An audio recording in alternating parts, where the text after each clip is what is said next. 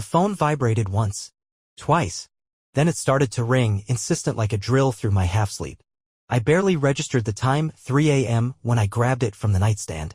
The light from the screen lit up the dark room in a cold, surgical way, making everything look unreal. Ashley. Calling. I swiped to answer, pressing the phone against my ear. I didn't even get the chance to say anything. Sobbing. Violent, ugly sobs like she was choking on her own spit. Then a broken voice, Mike, oh my God, please don't open the message. Please. I love you. Don't look. Please. I sat up, blood pounding in my ears so loud I could barely hear her. A notification was already sitting at the top of my screen. A new message. Unknown number. One attachment. I didn't hesitate. I opened it. The image burned itself into my brain instantly like a brand pressed against raw skin.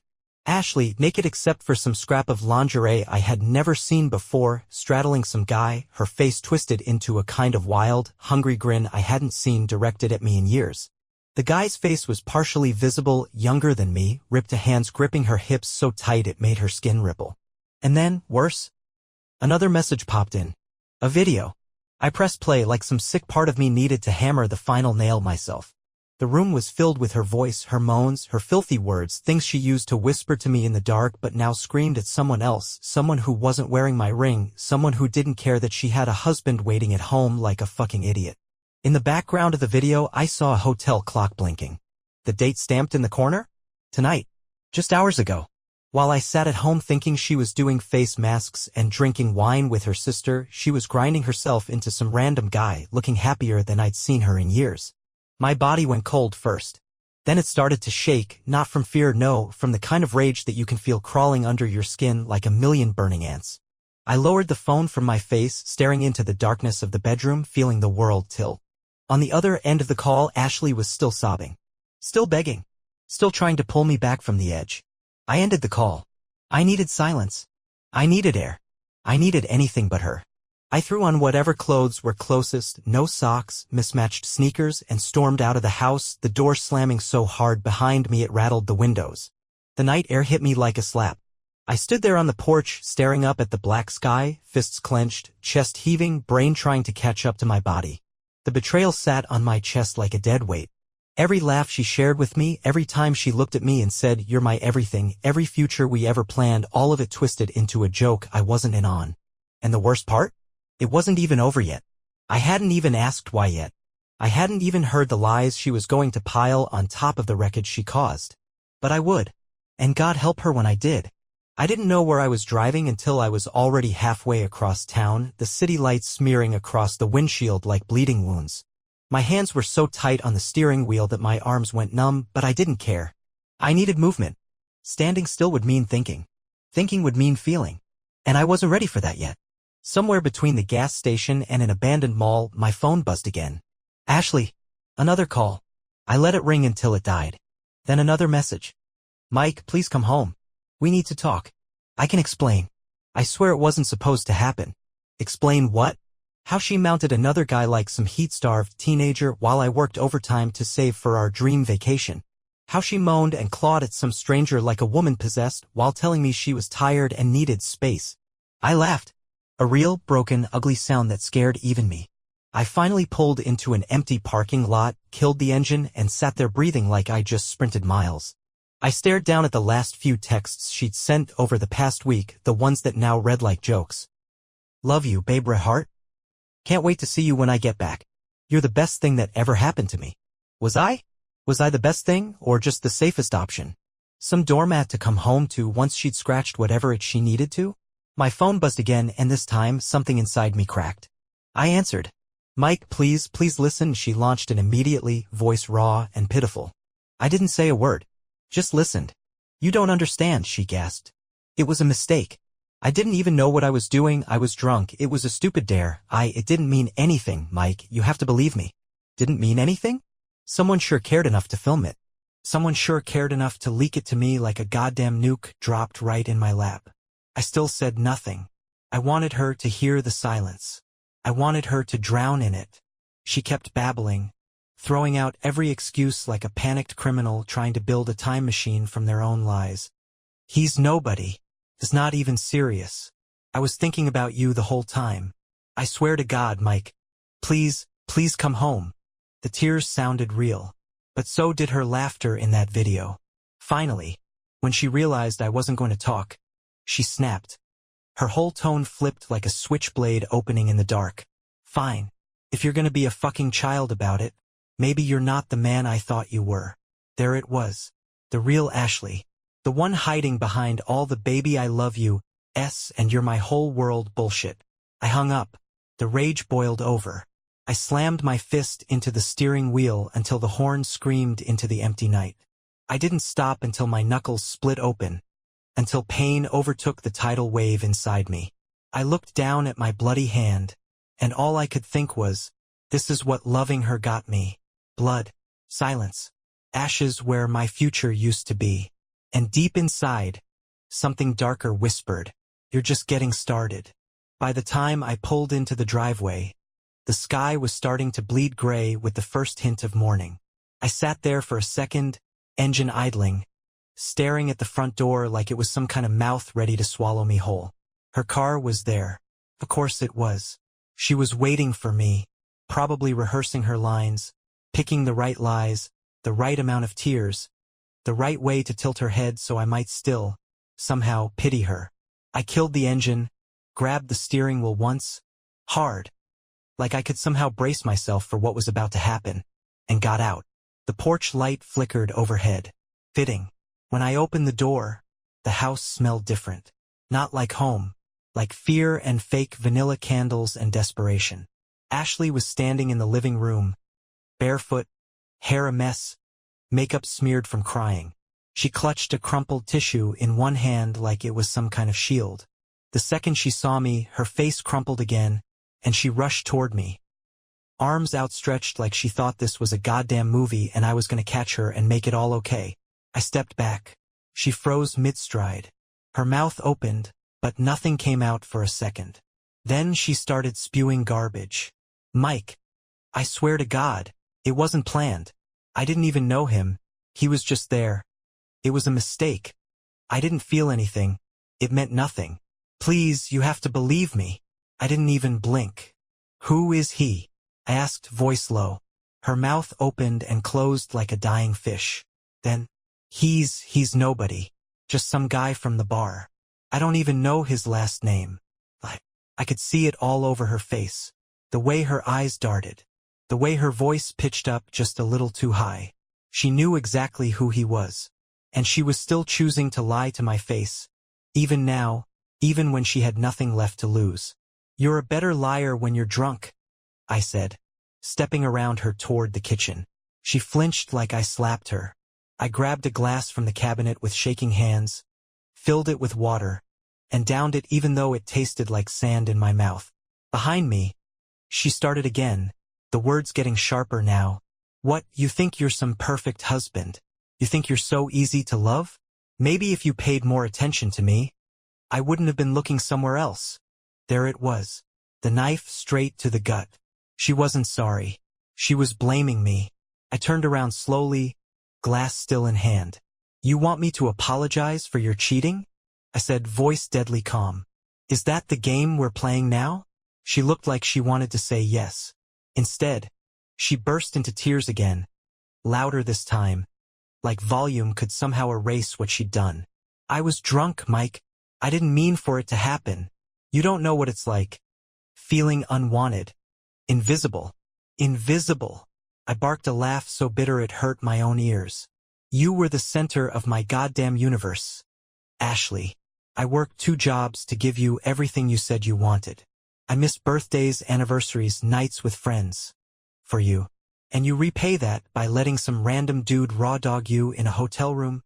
She flinched again, good. I wanted her to feel it. I wanted her to choke on it. For the first time since the nightmare started, she didn't have anything to say. Just stood there, small and shaking, in the ruins she made. I put the glass down with a hard clack. You don't love me, I said quietly. You just loved having someone around to worship you. Her mouth moved, but no words came out. Only more tears. I walked past her to the stairs. Where are you going? She choked. Packing, I said. You can stay and rot in this house. It already smells like betrayal anyway. I didn't look back. Not even when she collapsed onto the floor behind me, sobbing like the victim in a story she wrote herself. I stormed upstairs 2 at a time, my mind a whirling mess of rage, disgust, and something colder, sharper, settling into my bones. It was over. There was no coming back from this.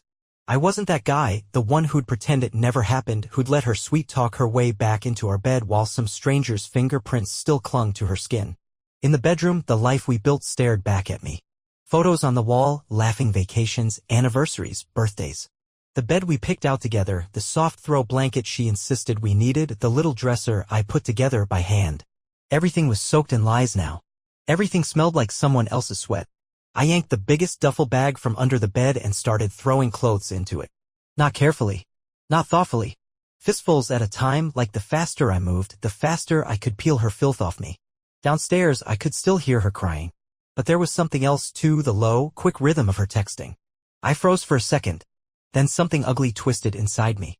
I dropped the clothes, crossed the room in 2 steps, and grabbed my phone off the nightstand. It buzzed in my hand the second I touched it. Another message from an unknown number. Yo bro, don't blame her too much, she's just a girl who needed real attention. Fire. I stood there, breathing hard, seeing red. It wasn't just some drunken accident. It wasn't a one-time mistake. This was a full-blown mockery. They were laughing at me. I scrolled down. Another message popped up. She said you were boring as K face with tears of joy. Something inside me snapped clean in half. I marched back downstairs, my steps pounding the wood so hard it rattled picture frames. Ashley was curled up on the couch now, holding her phone like a lifeline. The second she saw me, her face lit up, desperate hope flashing in her puffy eyes. Mike, please, just please sit down, let's talk like adults. Please, I know get up, but... I tossed my phone onto the coffee table hard enough that it slid across and hit a coaster, spinning. Talk to your little boy, I growled. He seems to think he knows a lot about our marriage. Her face drained of color like someone pulled the plug. You're texting him, I said. Right now. Begging him to what? Keep quiet? Comfort you. No, it's not like that. Mike, please. You're unbelievable, I cut her off, voice low and deadly. You don't even have the decency to fake guilt for 5 minutes before crawling back to the guy you let inside you. She stood up, stumbling over her own feet, hands shaking. It's not what you think, Mike. He's lying. I swear he's lying. I'm just trying to fix this. I'm trying to protect us. Us. I spat. There's no us. You blew us out of existence the second you spread your legs for him. The words slapped her harder than anything physical could have. Good. She deserved it. She deserved to feel it sink into her, just like that knife she drove into my back. For a long second, we just stared at each other. 2 strangers. 2 enemies. Standing in the ruins of a marriage neither of us recognized anymore. Finally, she whispered, voice trembling, Mike, please, don't leave. Please. I'll do anything. I looked at her, this woman I once would have burned the world down for, and felt absolutely nothing. You already did enough. I turned and went back upstairs. This time I packed with purpose. This time I packed like a man who knew exactly what he was walking away from. And for the first time since 3 a.m. I felt something close to calm. Because whatever came next, the yelling, the crying, the lawyers, the gossip, none of it could touch me anymore. Ashley had already done the worst thing imaginable. And I survived it. Barely. I shoved the last of my things into the duffel, zipped it up so hard the zipper screamed in protest, and slung it over my shoulder. The weight of it felt good. Heavy. Real. A reminder that I was leaving with something, even if it was just clothes and whatever dignity Ashley hadn't ripped to shreds. As I made my way down the stairs, I could see her sitting there, perched on the arm of the couch like a kicked dog. Her eyes locked onto me the second I appeared, wild and pleading. She jumped up, blocking the front door like her tiny body could actually stop me. Mike, please? Please don't go. We can fix this. We can go to therapy, I'll block his number, I'll do anything. I'll change. I swear to God, you mean everything to me. It was almost funny. A week ago, those words would have broken me. Now they just sounded cheap. Like she found them in a fortune cookie. I dropped the bag by the door and crossed my arms, staring her down. You don't even regret it, I said. You regret getting caught. Her mouth opened to argue, instinct, probably, but then she stopped. Her shoulders sagged. For a flicker of a second, the real Ashley came out. Not the crying, desperate one. Not the apologetic mask she threw on for sympathy.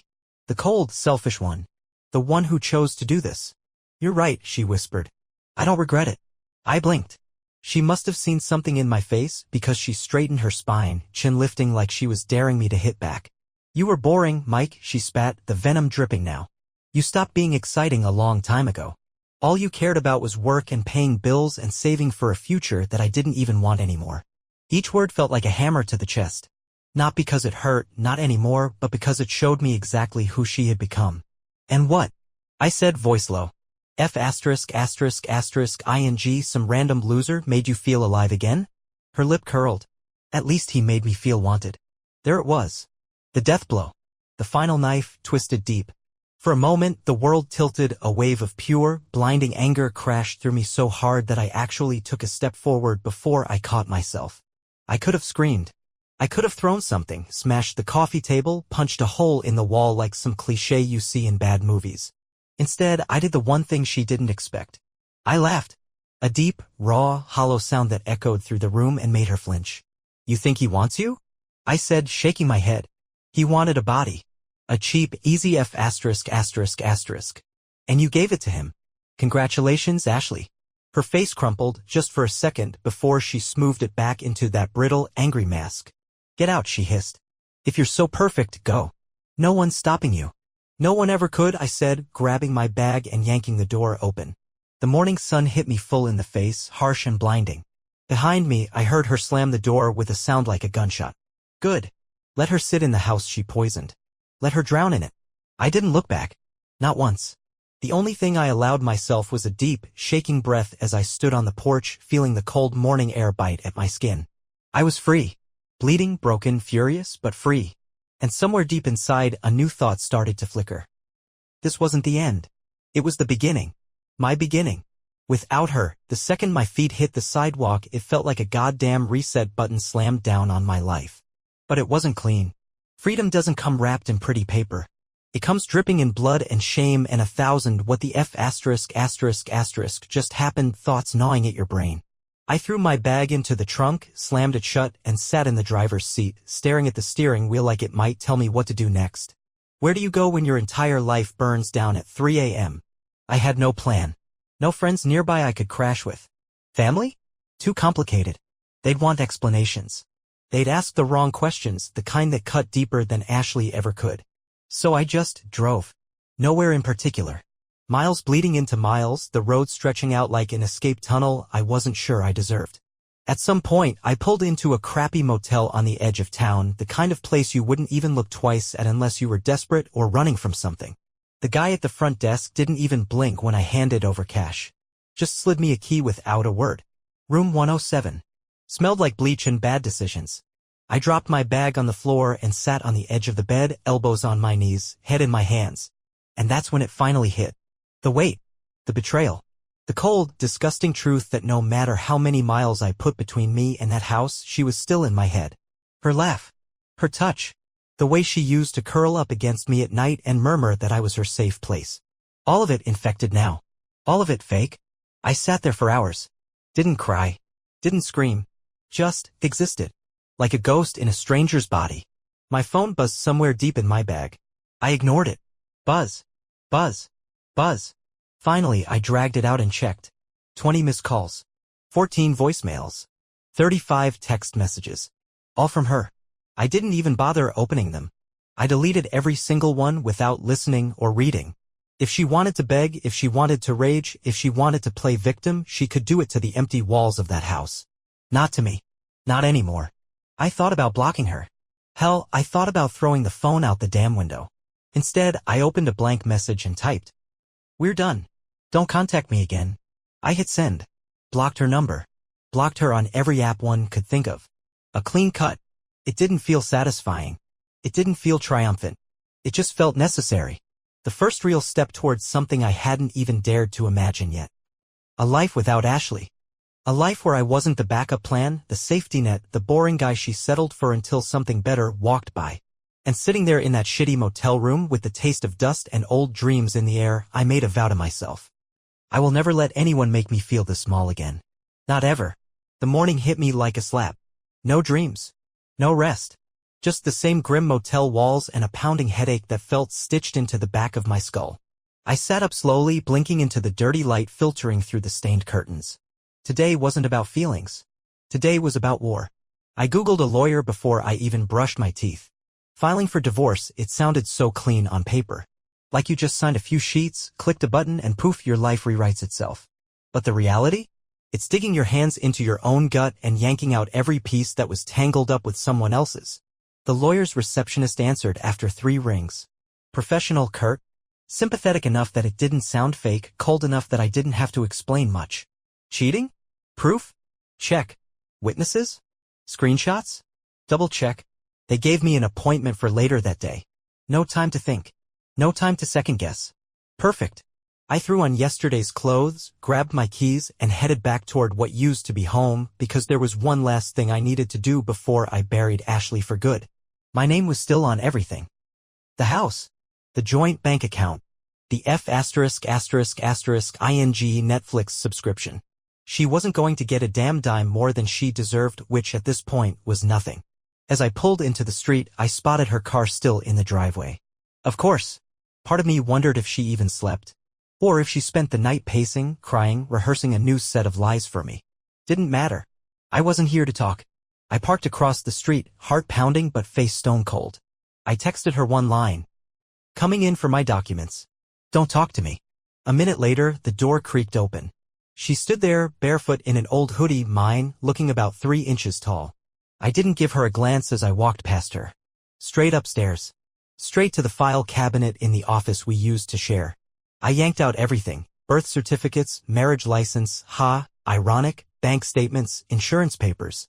All the ties that needed to be sliced clean. She hovered at the bottom of the stairs, whispering my name like a ghost. Mike, please? I ignored her. Until, her voice sharpened, broke through like a poisoned arrow. You're really going to throw away everything over one mistake? One mistake. One. Like it was tripping over a sidewalk crack. Like it wasn't a video sent to my phone at 3 in the goddamn morning showing her riding another man like her life depended on it. I came down the stairs slowly, every step measured. Dropped the stack of papers into my bag. Then I looked her dead in the eye. You didn't just make a mistake, I said, voice steady. You made a choice. Over. And over. And over. Her face twisted, fury, shame, panic, all battling it out. You think you're so perfect, she spat suddenly, venom back in full force. You think you'll find someone better than me? I smiled. A cold, hollow smile. I don't need better, I said.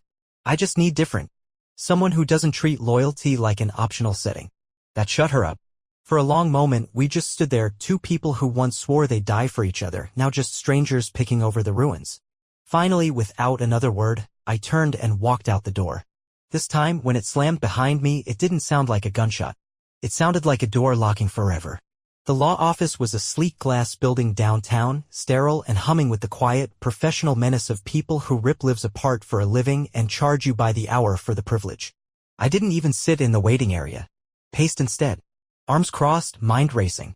When they finally called me in, the lawyer, Mr. Coleman, didn't waste time on small talk. Just nodded, gestured at the chair across from his massive oak desk, and slid a yellow notepad in front of him. Tell me everything, he said. So I did. No filters. No pride left to protect. I told him about the calls, the video, the messages from the guy she cheated with. I even pulled out my phone and dropped it on the desk like evidence at a crime scene. He barely blinked. You're in a good position, he said, flipping through notes. Clear-cut adultery. We can push for a very favorable settlement. No alimony. You keep the house if you want it. She walks away with what she brought in, which, from what you've told me, wasn't much. Hearing it put so plainly almost made me laugh. 7 years of marriage, 10 years of memories reduced to assets and checklists. Cold. Efficient. Exactly what I needed. We drafted the first set of papers right there. Fast-track divorce filing on grounds of infidelity. I signed it the little X without hesitation, hand steady. It felt surgical.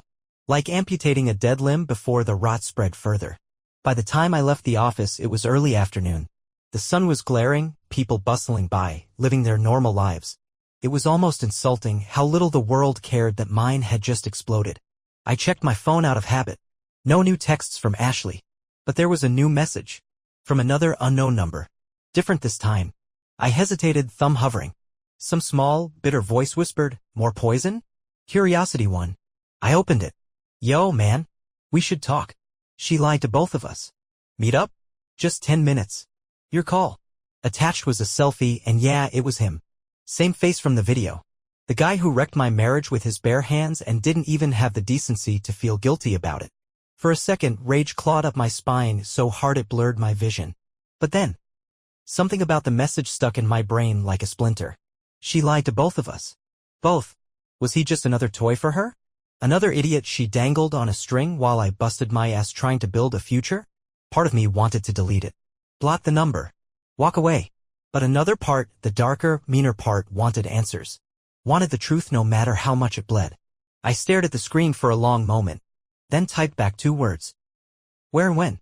Because if I was going to burn the whole thing down, I wanted to watch every single piece of it turn to ash. He picked the worst possible place, some dingy coffee shop off a forgotten side street, the kind of place where the seats were torn and the coffee tasted like burned regret. Fitting, honestly. I got there first. Sat in a booth facing the door, back against the wall, just instinct at this point. 10 minutes later, he walked in. And yeah, it was him. Tall, gym rat build, fake swagger in every step. The kind of guy who thought a 6-pack and a few tattoos made him invincible. But seeing him in person? He didn't look cocky now. He looked nervous. Shifty. He slid into the booth across from me, didn't order anything, just leaned in. Mike, right? He said, voice low. I didn't answer. Just stared at him, letting the silence press down hard. Finally, he sighed, rubbing a hand over his jaw. Listen. I didn't know she was married. Not at first. I kept staring. He shifted uncomfortably. I met her at a bar. She said she was single. Said her last relationship was toxic and she was just trying to have some fun. Typical. Painting herself as the wounded little angel desperate for comfort. He swallowed hard. It wasn't just one night. My jaw clenched. I thought we had something real, he said, laughing bitterly. I didn't find out about you until I saw AF********** ing framed wedding photo on her dresser. Dresser. Our dresser. The one I bought when we moved into that house. The one I spent 3 hours putting together because she said she wanted something classic. The room spun for a second. You kept seeing her even after that? I asked, voice ice cold. He flinched. At first, she told me you guys were separated. That you were just roommates now. That she was scared to tell you she moved on. I laughed sharp and humorless. Of course she did. Why take responsibility when you can build a web of lies and sit in the middle like a goddamn spider? He looked down at his hands. You weren't supposed to see the video. I swear. She sent it to me that night, bragging. Said she finally got what she deserved. I went cold all over. Bragging? I repeated. He nodded, miserable. Yeah. She said you were a good guy but boring as hell. Said she deserved someone who could keep up with her. Whatever the F**** that means. Every word felt like another punch to the gut. Ashley hadn't just cheated. She celebrated it. Rubbed it in. Mocked everything we had with a stranger she barely knew. I leaned back in the booth, feeling something inside me settle, not peace exactly, but something close. Clarity. He finally looked up, desperate. I'm sorry, man. For real. I didn't know. If I had. You didn't wreck my marriage, I interrupted. She did. He blinked. And it was true. He was a symptom.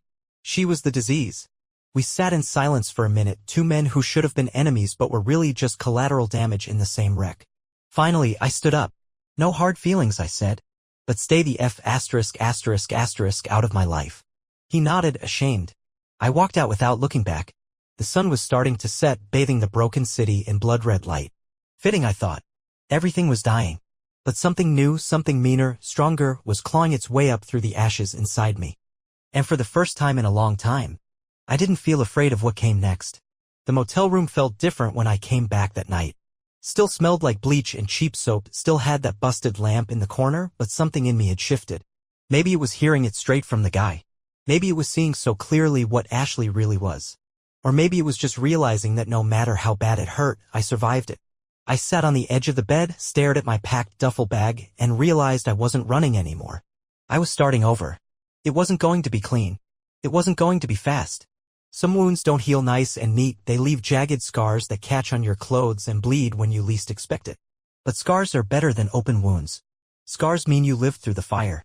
In the following days, everything moved fast. Papers filed. Joint accounts closed.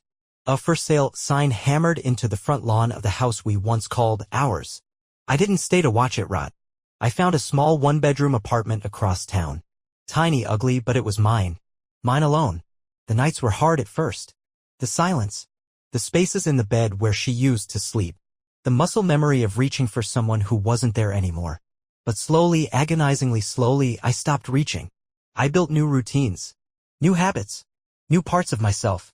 I reconnected with old friends, the ones I pushed away because Ashley always had plans or wasn't feeling social. I picked up boxing again, the thing I gave up because she said it was a waste of time. I started laughing without flinching at the sound of my own happiness. Ashley tried to reach out a few times through mutual friends. Crocodile tears. She made a mistake. She misses you. She's changed. I didn't respond. Not once. Because I realized something she never could. Real love doesn't humiliate you. Real love doesn't make you beg for respect. Real love doesn't leave you broken at 3 a.m. with a picture